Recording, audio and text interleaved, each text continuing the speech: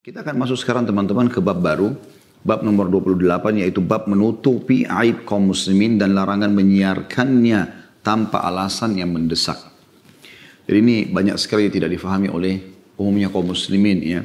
Terbukti karena mereka banyak melanggar di sini. Jadi tidak boleh teman-teman sekalian kita sengaja menyebarkan aib orang. Kapan aib itu ada pada dirinya, lalu kita membicarakannya maka namanya ghibah atau menggunjing. Itu bagian daripada dosa besar. Ya, kalau tidak ada padanya maka menjadi fitnah. Kalau kita melihat ada aib dari saudara kita muslim, kekurangan yang tidak ada pada diri kita, selalu ucapkan doa yang diajarkan oleh baginda Nabi sallallahu alaihi wa ala alihi wa sahbihi wasallam yang berbunyi alhamdulillahilladzi afani mimma ibtala bihi. Segala puji bagi Allah yang telah menyelamatkan aku dari apa yang diujikan pada orang ini. Kalau perempuan mimma ibtala biha, dari apa yang diujikan kepadanya wanita, laki-laki bihi, perempuan biha. Wa faddalani ala katsirin mimma khalaqa tafdila, dan telah memberikan aku kelebihan dan mendahulukan aku dari banyak makhluknya yang lain. Jadi itu kalau kita lihat ada aib. Yang pertama, yang kedua harus kita lakukan teman-teman sekalian, kita coba memberikan masukan agar aib itu tertutupi. Misal aib pada pakaiannya, aib pada tutur katanya, aib pada penampilan lah, aib pada fisik dan apalah kira-kira yang masih bisa kita berikan nasihat, ya, sehingga atau kita bantu dia untuk keluar dari permasalahannya, sehingga akhirnya aib tersebut hilang. Ya. Saya pernah berbagi dalam majelis kita pada saat membedah Riyadhus Shalihin ini, terutama bagi teman-teman yang memang hadir di majelisnya sebelum pandemi. Kalau saya pernah pribadi punya pengalaman jalan dengan seorang kerabat, laki-laki tentunya. Kami satu mobil rame-rame dan saya mencium bau yang kurang sedap dari dari ketiak ya. Dan itu baunya menyengat di kendaraan. Saya waktu itu sempat berpikir kira-kira bagaimana caranya saya menasihatkan supaya dia tidak tersinggung gitu ya. Sementara ini kan bisa jadi aib. Cukuplah Allah memperlihatkan kekurangan itu pada saya, maka saya sekarang punya tugas untuk menutupinya dengan cara itu yang saya masih jalankan poin yang kedua ya. Ya, poin yang pertama dari kita berdoa kepada Allah SWT agar bersyukur tidak ditimpakan cobaan tersebut. Yang kedua kita coba mendiskusikan, memberikan masukan, mungkin bisa jadi baik. Nanti yang ketiga menutupi aib itu. Setelah kita nasihat pun jangan kita sebarluaskan. Nah di poin kedua ini saya berpikir kira-kira apa yang harus saya lakukan supaya saudara saya ini ya bisa keluar dari permasalahannya. Subhanallah, sementara saya merenung, Allah SWT ya, memberikan kepada saya gambaran, saya tersentuh pada saat itu ingin mampir ke sebuah supermarket atau minimarket di pinggir jalan. Saya minta waktu itu ada drivernya, supirnya untuk berhenti sebentar. Terus saya turun dan saya membeli roll on yang saya suka pakai. Ada merek tertentu dan saya rasa kok Masya Allah bagus benar gitu. Gak ada bau sama sekali ketiak dengan pakai itu. Kalau saya pribadi ya. Maka saya pun sengaja membeli ya, 2 buah. Kemudian saya beli beberapa hal juga makanan cemilan, lalu saya taruh di kresek sendiri, buat dia kresek buat saya gitu, dan juga kresek buat drivernya. Maka pada saat saya naik saya mengatakan alhamdulillah tadi saya ada kebetulan hajat yang saya beli, memang saya juga butuhkan roll-on itu karena saya tetap pakai di rumah. Maka saya juga berbagi buat kamu. Masya Allah dia tidak tersinggung dan dia ternyata mungkin menggunakan itu karena semenjak itu saya ketemu, belum pernah saya temukan lagi ada bau badan. Sudah dari sekian tahun yang lalu ya. Sampai sekarang pun kalau saya ketemu Masya Allah sudah terjadi perubahan yang luar biasa. Nah itu contoh saja teman-teman sekalian. Jadi yang pertama kita berdoa agar aib itu karena tidak ada pada kita. Yang kedua kita coba berikan masukan dia supaya dia keluar dari permasalahannya. Karena ada orang subhanallah mungkin dia tidak sadar kalau intonasi suaranya sangat tinggi. Mungkin ada tersingkap auratnya. Mungkin ini, mungkin itu segala macam. Dan setelah itu pun kita tutupin aib itu. Kita tutupin, jangan sampai kita malah mengekspos ke sana sini seakan-akan kita adalah orang yang pahlawan tanda kutip bagi diri sendiri karena kita berhasil membongkar aibnya orang. Nah, ini malah sesuatu yang tercelah di dalam agama. Oleh karena itu Imam Nawawi rahimahullah mengkhususkan bab 28 ini, ya, bab menutupi aib kaum muslimin dan larangan menyiarkannya tanpa alasan yang mendesak. Masuk alasan yang mendesak di sini teman-teman sekalian adalah misal ada orang mau mencuri. Kita sudah tahu dia akan mencuri dan dia mengajak ngobrol kita dan dia mengungkapkan itu. Kita sudah bersyukur kepada Allah karena kita tidak punya niat itu. Kita sudah coba nasihatin dia nggak mau dengar. Ya. Nah pokoknya terserah kamu nasihatin saya atau tidak, saya tetap akan mencuri misal. Nah di sini bukan kita menutupi di sini. Ya, tetapi di sini kita menyiarkan tanpa dengan alasan yang mendesak. Karena kan ada alasan mendesak. Artinya akan kena mudarat lebih besar kalau kita nggak laporin dia ke aparat keamanan. Itu berbeda kasusnya. Nah ini dimaksud dengan dikatakan bab menutupi aib kaum muslimin dan larangan menyiarkannya tanpa alasan yang mendesak. Imam Nawawi rahimahullah mengangkat dalil pertama surah An-Nur ayat 19 yang bunyinya a'udzubillahi minasyaitonirrajim. Innal ladzina yuhibbuna an tashi'a al-fahishatu fil ladzina amanu lahum 'adzabun alimun fid dunya wal akhirah. Al-ayah. Sesungguhnya orang-orang yang ingin agar perbuatan yang sangat keji tersiar, ya, tersebar di kalangan orang-orang beriman, mereka mendapatkan azab yang pedih di dunia dan juga di akhirat. Di situ ada footnote yang dimaksud dengan kalimat al-fahisyah atau perbuatan yang sangat keji itu adalah bermakna perbuatan atau ucapan yang buruk. Hadits pertama dalam bab kita adalah hadits nomor 245 dari Abu Hurairah radhiyallahu anhu dari Nabi SAW. Beliau bersabda, la yasturu abdun abdan fid dunya illa satarahullahu yaumal qiyamah. Tidaklah seorang hamba menutupi aib hamba yang lain di dunia, melainkan Allah akan menutupi aibnya di hari kiamat. Diriwayatkan oleh Imam Muslim. Hadits ini teman-teman bahkan bukan cuma ngerucut pada muslimin, tapi umumnya orang. Di sini dikatakan tidaklah seorang hamba menutupi aib hamba yang lainnya. Ditutupi sama dia, bukan diekspos. Dia berusaha agar mengeluarkan baik itu saudaranya seiman sama muslim atau saudara sesama manusia, ya, sama makhluknya Allah. Maka dia menutupi aib orang tersebut sambil membantunya untuk keluar dari aibnya, menasihatinya. Ya. Kecuali tadi saya bilang dalam kondisi dia akan berbuat kriminal, kita sudah nasihatin dia nggak mau dengar, ya situ kita boleh menyampaikan kepada pihak tertentu, ya, yang memang berwenang untuk nanti menghukum atau menghambat dia ataupun memberhentikan dia dari kesalahannya. Di sini teman-teman dalam hadits ini ada keutamaan yang dijanjikan. Siapa yang menutupi, ya, aib seorang hamba di dunia, maka Allah akan tutupi aibnya pada hari kiamat. Siapa di antara kita teman-teman bisa menjamin selamat dari pembongkaran aib pada hari kiamat? Sementara buku yang kita terima, na'udzubillah, ya, dari isi amal-amal buruk, mudah-mudahan Allah maafkan kesalahan-kesalahan kita sehingga tidak ada lagi hisab tentang amal buruk, semuanya amal kebaikan. Kalau dibuka, kita mau lari kemana? Di depan seluruh makhluk. Disampaikanlah, si fulan telah melakukan ini, melakukan itu, melakukan ini, semuanya. Detail. Sampai orang-orang kafir diceritakan dalam Al-Quran akan mengatakan, a'udzubillahi minasyaitonirrajim, ma li hadzal kitab la yughadiru saghiratan wala kabiratan illa ahsaha. Buku apa yang kami terima ini tidak membedakan mana yang kecil dan mana yang besar, gitu. Jadi kita berharap tentu teman-teman sekalian pada hari kiamat karena kita menutupi aib saudara-saudara kita di dunia, maka secara otomatis kita juga ditutupi aibnya pada hari kiamat. Oke, kita lebih dalam memberikan contoh-contoh. Misal yang paling sering terjadi ini adalah pasangan suami istri. Teman-teman sekalian, Allah Subhanahu wa taala telah menyebutkan tentang suami istri ini, hunna libasul lakum wa antum libasul lahun. Tentang masalah Allah menghalalkan biologis di malam hari Ramadan. Setelah kita puasa seharian dari subuh sampai maghrib, maka di malam hari Allah menghalalkan dalam firman-Nya, gitu kan. Di awal ayatnya itu a'udzubillahi minasyaitonir uhilla lakum lailatas siyami rafathu ila nisaikum. Sesungguhnya aku telah menghalalkan, kata Allah, kalian untuk kalian untuk menggauli istri kalian di malam Ramadan itu. Hunna libasul lakum wa antum libasul lahun. Karena adalah pakaian buat mereka, mereka juga pakaian buat kalian. Apa makna pakaian? Fungsi pakaian apa sebenarnya teman-teman sekalian? Memperindah tubuh, ya, menutupi kekurangan-kekurangan, gitu kan? Melindungi dari hal-hal yang mungkin yang kurang baik, ya. Penilaian orang ataupun misalnya mungkin kuman, mungkin apa bisa saja, gitu loh. Hal-hal yang mungkin sebelum kena kulit tubuhnya akan terkena ke pakaian terlebih dahulu, gitu kan. Ini semua kurang lebih manfaat-manfaat pakaian. Berarti suami istri harusnya begitu. Ya. Jangan karena Anda lagi jengkel sama pasangan, lalu Anda mengungkap sana sini tentang aib pasangan.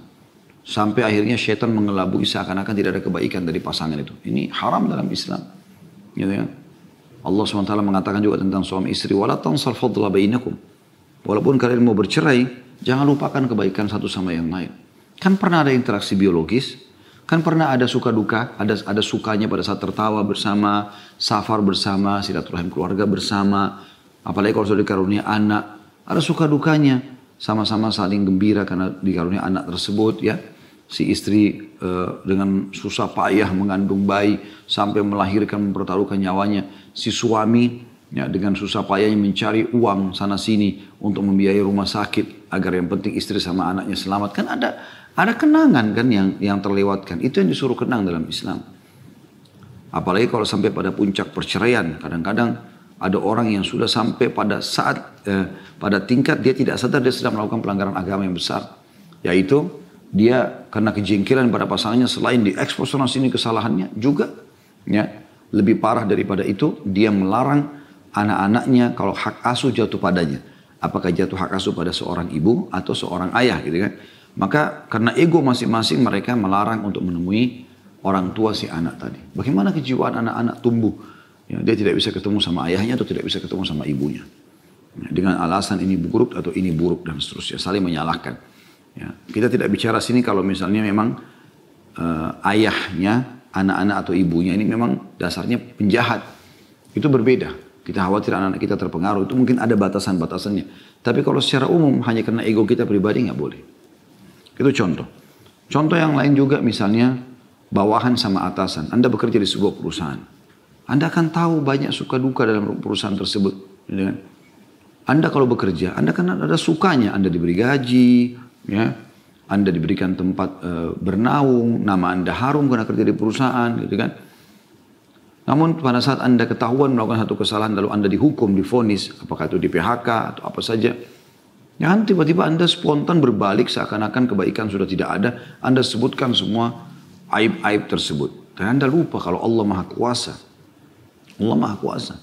Berapa banyak begitu pegawai pada saat masuk di satu perusahaan luar biasa berharap bisa masuk. Begitu masuk dia gembira di awalnya. Tapi setelah dilakukan kesalahan dari hasil tangannya sendiri lalu dikeluarkan, tiba-tiba dia berbalik menjadi musuh besar perusahaan atau pemilik perusahaan tersebut. Ini haram dalam Islam. Kenapa begini? Bukankah Allah SWT mengatakan hal jazaul ihsan illa ihsan? Bukankah kebaikan dibalas dengan kebaikan? Gitu kan? Begitu juga dengan teman sama temannya. Jangan teman-teman pada saat lagi mampu segala macam maka didekatin. Pada saat lagi jatuh maka dijauhi semuanya. Gitu kan? Ini semua hal-hal yang aneh sekali. Sikap-sikap yang aneh yang tidak boleh ada pada sosok muslim. Ya. Jadi kita di sini kalau menutupi aib saudara kita di dunia maka Allah tutupi aibnya pada hari kiamat. Selanjutnya hadis nomor 246 saudaraku seiman dari Abu Hurairah radhiyallahu anhu. Beliau berkata, saya mendengar Rasulullah SAW bersabda, kullu ummati mu'afan illa al-mujahirin. Wa inna minal mujaharati an ya'mal ar-rajulu bil-layli 'amalan thumma yusbiha wa qad satarahu Allah 'alayhi fayaqul ya fulan amiltu al-bariha kadha wa kadha wa qad bata yasturuhu rabbuh wa yusbihu yakshifu sitrallahi anhu.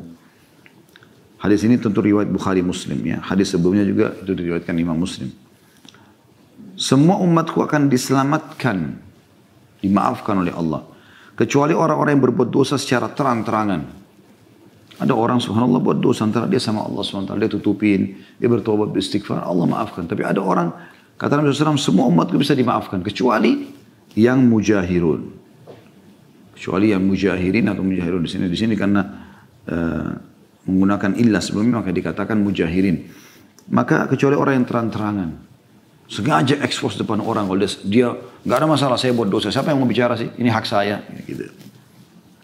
Maka itu tidak dimaafkan oleh Allah karena dia sengaja dan bisa menjadi penyebar kerusakan.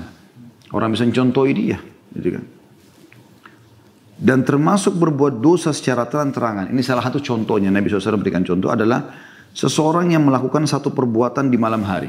Dia buat maksiat, dia zina, dia apalah berbuat kesalahan-kesalahan di malam hari, kemudian di pagi harinya padahal Allah telah menutupi aibnya, dia berkata kepada teman-temannya, hai fulan, tadi malam aku telah melakukan begini dan begini.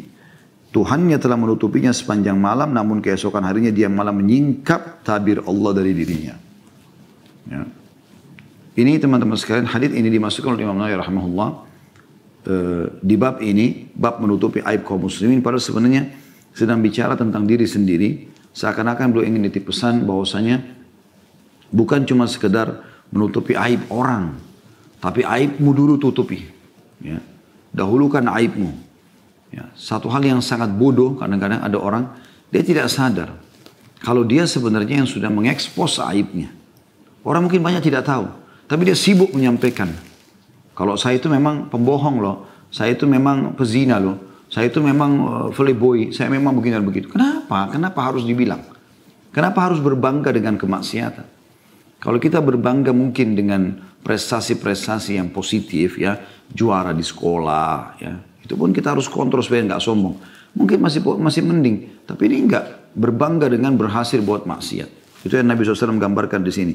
Dan termasuk yang tidak dimaafkan oleh Allah karena terang-terangan dalam buat dosa adalah seseorang yang sudah Allah yang berbuat salah di malam hari, buat maksiat, kemudian Allah tutupin dia sampai pagi, tapi dia sendiri yang sengaja mengekspos aibnya tersebut. Jadi saya sudah bilang tadi kurang lebih pesan dari Imam Nawawi rahimahullah adalah sebelum kau justru menutupi aib saudaramu, tutupi aibmu juga. Jangan kau ceritakan apa-apa. Kalau masa lalu kita dulunya kelam, tidak perlu diceritakan kepada orang-orang. Termasuk pada pasangan sendiri nggak perlu kita ceritakan. Jadi kan, kalau Anda menikah dengan laki-laki mukmin atau perempuan mukminah, mereka tidak akan pernah tanya masa lalu Anda. Pernah ada seorang wanita hadir dalam salah satu majelis syekh di Masjid Nabawi di Madinah. Dia menulis kertas selalu dibacakan pada satu pertanyaan yang bunyinya kurang lebih setelah salam dan segala macam. Dia mengatakan, Syekh saya ini seorang wanita berzina dulunya. Saya sudah melakukan beberapa zina dengan beberapa orang. Tapi saya sudah bertaubat. Apakah saya masih layak mendapatkan suami yang soleh? Saya sudah taubat, saya ingin suami soleh. Jangan sampai suami yang fasik, yang jauh dari agama. Kata Nabi SAW, iya. Dan kalau kau menikah, asal kau sudah taubat nasuha. Dan kalau kau menikah sama laki-laki mukmin, maka dia tidak akan pernah menanyakan masa lalumu. Jadi memang sifat orang muslim begitu. Ya. Kita tahunya sekarang istri kita yang ini. Suami kita yang ini, kelihatannya dia solehah, kelihatannya dia soleh. Ya sudah kita berjalan dengan itu. Sudah selesai. Gitu kan? Jadi jangan sampai Anda malah terpengaruh dengan syaitan lalu mengatakan, saya tidak akan berhubungan biologis sama kamu sampai kau bersumpah atas sama Allah kalau kau tidak pernah berzina. Untuk apa? Kalau Anda tidak tahu nggak usah Anda korek-korek itu. Bukan urusan Anda itu. Gitu kan? Kalau tiba-tiba dia bilang, oh iya saya sudah berzina 10 kali. Bagaimana perasaan Anda? Jadi nggak usah. Kecuali Anda lihat depan mata dia berbuat fahisyah, dia berbuat kekejian itu, lalu kemudian pada saat itu Anda mau menceraikan dia atau cerai dengan dia itu lain. Tapi kalau mengorek-ngorek masa lalu orang tidak boleh seperti mengorek aibnya orang. Ya. Hadis selanjutnya nomor 247 dari Abu Hurairah radhiyallahu anhu dari Nabi SAW beliau bersabda, "Idza zanatil amatu fatabayyana zinaha falyajlidha al-hadd." ولا يثرب عليها ثم إن زنت الثانية فليجلدها الحد ولا يثرب عليها ثم إن زنت الثالثة فليبئها ولو بحبل من شعر ولو بحبل من شعر. Hadis ini muttafaqun alaih riwayat Bukhari Muslim. Terjemahannya kata baginda Nabi SAW, apabila budak wanita berzina dan terbukti zinanya, maka laksanakan hukuman cambuk terhadapnya. Ada putung nomor 252 di situ. Hukuman bagi hamba sahaya, bukan orang merdeka, ya, dia budak, 50 cambukan. Kalau orang normal kan sebelum menikah dicambuk 100. Ya, orang bebas maksudnya. Kalau ini budak 50, karena budak setengah siksaan orang yang bebas. Sabda Nabi SAW, ya, selanjutnya, dan janganlah menghinanya. Jangan bilang kau tuh terhina karena kau sudah berzina. Nah, mungkin bisa saja kita kalau di posisi dia, pas puncak godaan sama, mungkin kita juga melakukannya. Maka mungkin kita lebih parah daripada dia. Kita bersyukur sama Allah tidak melakukannya. Tapi kalau ada orang melakukannya, hukum saja, sudah cukup. Dan jangan dihina. Makanya pernah ada wanita berzina di zaman Nabi SAW sampai hamil. Bayangkan dia sudah punya suami, dia berzina. Lalu dia hamil lagi dari laki-laki yang lain. Ya. Datang kepada Nabi SAW, dia ketakutan, dia mengatakan, ya Rasulullah, saya sudah berzina, saya sudah punya suami, bersihkan saya. Kata Nabi SAW, di perutmu itu ada, dan dia bilang saya hamil. Di perutmu ada bayi manusia, punya hak untuk lahir. Lahirkanlah baru kamu kesini. Dia pulang, selama 9 bulan rupanya keimanannya bergejolak, ketakutan dia nanti dihukum sama Allah SWT. Dia kembali lagi setelah mereka mengatakan, ya Rasulullah, ini bayinya, sudah lahir. Sekarang saya mau disucikan. Maksudnya rajam saya, hukum. Kata Nabi SAW. Karena dia sudah menikah kan dirajam, dilempar batu sampai mati ya. Wa na'udzubillah. Kemudian Kata Nabi SAW, anak ini, bayi ini punya hak kau susui 2 tahun. Susuilah dulu. Dibawa pulang lah. Setelah disusui 2 tahun, perempuan ini masih bergejolak. Ya keimanan dalam hatinya, dia takut dihukum sama Allah. Lalu dia mengatakan, saya mau. Ya Rasulullah, bayi ini sudah saya susuin. Hukumlah saya, sucikan saya. Maka pada saat itu Nabi SAW suruh keraskan bajunya lalu dilempar dengan batu. Rupanya ada satu sahabat lempar batu sambil teriak, semoga Allah melaknatmu. Menghina di sini, mendoakan keburukan. Kata Nabi SAW, jangan kau laknat dia. Karena sesungguhnya dia telah taubat kalau dibagikan kepada 70 penduduk Madinah maka cukup untuk mereka. 70 orang berbuat dosa zina seperti ini, ya kalau dibagi kepada mereka maka cukup untuk 70 orang. Padahal cuma 1 orang yang taubat. Saking ikhlasnya perempuan itu taubat kepada Allah Subhanahu wa ta'ala. Jadi kita boleh menghukum tapi jangan menghina. Ya. Kata Nabi SAW, kemudian jika dia berzina yang kedua kalinya, dia ulangi lagi, maka laksanakan lagi hukuman cambuk terhadap dan jangan menghinanya. Diulangi lagi. Tak boleh menghina. Pelaku maksiat tak boleh dihina. Tapi dihukum ya. Kemudian jika dia berzina untuk ketiga kalinya, maka juallah meskipun seharga seutas tali dari bulu binatang. Ya. Yang dimaksud di sini dengan seutas tali adalah bahasa kiasan. Maksudnya jual saja. Tidak usah ada kau pertahankan budak yang berzina. Seperti itu. Hadits ini teman-teman sekalian, dimasukkan oleh Imam Nawawi rahimahullah dalam bab menutupi aib kaum muslimin di dalam sabda beliau sallallahu alaihi wasallam dengan ya, dan jangan menghinanya, jangan expose, ya, wala yutharrib 'alaiha.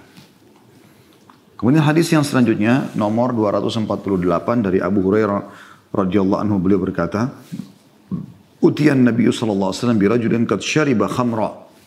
Qala idrubuhu. Qala Abu Hurairah, faminna ad-daribu biyadihi, wad-daribu bina'lihi, wad-daribu bithawbihi. Falamma ansarafa qala ba'dul qawm, akhzaakallah. Qala la taqulu hakadha, la tu'inu alaihi syaitan. Hadis ini riwayat Bukhari. Seorang laki-laki dihadapkan kepada Nabi SAW ketika telah minum khamr. Beliau bersabda, cambuklah dia. Maka Abu Hurairah berkata radhiyallahu anhu, maka di antara kami ada yang memukul dengan tangannya, cambuk dengan tangan. Ya. Ada yang memukul dengan sandalnya, cabut sandal dipukul. Dan ada yang memukul dengan bajunya, ya, jubahnya, dia buka dipakai pukul. Ketika dia beranjak pergi, maksudnya orang yang sudah dicambuk tadi, sudah pergi, sudah selesai dihukum. Sebagian orang berkata, semoga Allah menghinakanmu. Maksudnya, kenapa kau bisa mabuk? Beliau bersabda, janganlah katakan begitu, jangan membantu syaitan terhadap dirinya. Maknanya apa? Jangan sampai kalian ucapkan itu sehingga hanya membuat dia benci ibadah, dia benci keimanan. Syaitan tunggang itu sehingga akhirnya dia makin berbuat maksiat. Ya sudah, saya memang dibenci oleh orang yang beriman. Bukan begitu. Makanya di Saudi itu kalau ada pencuri sudah dipotong tangannya, udah ada tim medis yang akan mengangkat dia, mengobati dia. Walaupun tadinya dia maling. Karena hukuman sudah tertera, sudah terjadi. Ya. Ada juga satu hal teman-teman sekalian yang perlu kita garis bawahi. Kalau ada seseorang yang berbuat salah dari saudara kita muslim, dari pasangan hidup kita, dari anak-anak, orang tua, kerabat, siapalah kira-kira. Kalau dia berbuat salah, oke, kita terima. Ya, kita coba luruskan dan kita coba berikan hukuman pun sebatas yang dibolehkan secara syar'i. Tapi kalau kita sudah berikan hukuman atau ya, dia bertaubat, maka cukup. Bukan lagi tugas kita untuk mengekspos kesalahan dia. Sudah. Bagi kita sudah selesai. Jadi kan, memang ini butuh kejiwaan yang besar ya. Hadits ini memberikan pelajaran kepada kita tentang masalah dua hadits ini ya. 247 dan 248. Kalau yang pertama tentang adanya had. Hukum had. Had itu adalah cambukan yang diberikan atau dihukumkan kepada si pelaku. Nah, apabila ya, dia melanggar sebagian hukum Allah. Tidak semua ada hadnya. Tapi had ini artinya hukuman cambuk di sini, hukuman fisik. Nah, di sini disebutkan zina dihukum. Ya, sudah kita jelaskan tadi kalau hamba sahaya setengah hukuman orang yang bebas. Ya, kalau orang bebas, kalau sebelum menikah, kalau dia berzina dicambuk 100 kali, diasingkan setahun. Kalau budak dicambuk 50 kali saja. Ya, seperti itulah. Kemudian juga dari hadis yang kedua tadi adalah had khamr. Hukuman cambukan bagi orang minum khamr. Ya. Kalau had zina tadi, cambukan zina 100 kali bagi orang bebas, 50 bagi orang yang budak ya. Dan kalau khamar adalah 40, dicambuk 40 derah. Ya, 40 bagi orang bebas, 20 bagi budak gitu ya. Walaupun di zaman Umar radhiyallahu anhu sempat diangkat menjadi 80 dirah. Karena Umar lihat banyaknya orang yang minum khamar pada saat itu. Karena banyak mu'allaf orang baru masuk Islam sudah dijelaskan agama. Tapi mereka tetap saja mau melanggar maka ditingkatkan jadi 80 cambukan. Ya. Nabi SAW, ya, kalau saya tidak salah ingat ini ya. Ini menyuruh satu orang memukul atau dipukul ini karena orang ini waktu Nabi SAW menembus benteng Khaybar. Kebetulan di benteng Khaybar ini ada khamr, jenis khamr yang mahal. Ya memang sahabat ini suka dulu di masa jahiliyah. Subhanallah, dia masuk, dia kebetulan disuruh periksa Nabi SAW, dia temukan gentong-gentong banyak. Dan dia tahu nilainya. Ya. Dia tahu nilainya, dia tahu rasanya, dia bayangkan dulu dia dulu lagi teler. Ya. Maka dia pun minum khamr sampai mabuk. Nabi SAW lihat kok lama orang ini nggak datang-datang. Ini saya sampaikan kajiannya di Sirah Nabawiyah. Kalau teman-teman kembali ke YouTube insya Allah di Khalid Basalam Official, Anda masuk di playlist cari kajian Sirah Nabawiyah Perang Khaybar. Ada saya jelaskan, bahkan saya sebutkan namanya di situ. Sekarang saya tidak terlintas nama sahabat yang mulia ini. Yang jelas dia terlalu satu orang yang hadir di Badr. Ya. Maka Nabi SAW mengutus sahabat yang lain, coba cek orang itu mana. Dicek ternyata dia lagi teler dekatnya genting-gentong itu. Gentong-gentong khamar tadi. Dibawa di hadapan Nabi SAW, ya Rasulullah, Nathan dari mabuk. Nabi SAW marah. Ya, beliau cabut sendalnya lalu beliau cambuk. Lalu beliau mengatakan, ya hukum dia. Maka semua sahabat pada mukul, ya kan? Sampai batas tertentu di sini. Nah ini ada dua pelajaran penting dalam masalah had, ya. Atau hukuman, batasan hukum Allah yang memang kena hukuman fisik. Pelajaran yang kedua adalah tidak bolehnya mendoakan keburukan atau menghina kaum muslimin. Di hadis 247 dikatakan tentang wanita tadi budak itu, la yutharrib 'alaiha. Kalau hamba saya yang dia berzina wanita, cambuk dia tapi jangan hinakan. Di hadis 248 Nabi SAW mengatakan kepada seorang sahabat yang mengatakan akhzakallah, semoga Allah hina kau. Maksudnya kenapa kau minum khamr lagi padahal kamu ini sudah ikut jihad gitu. Maka Nabi SAW mengatakan jangan ucapkan itu. Jangan hina walaupun pelaku maksiat.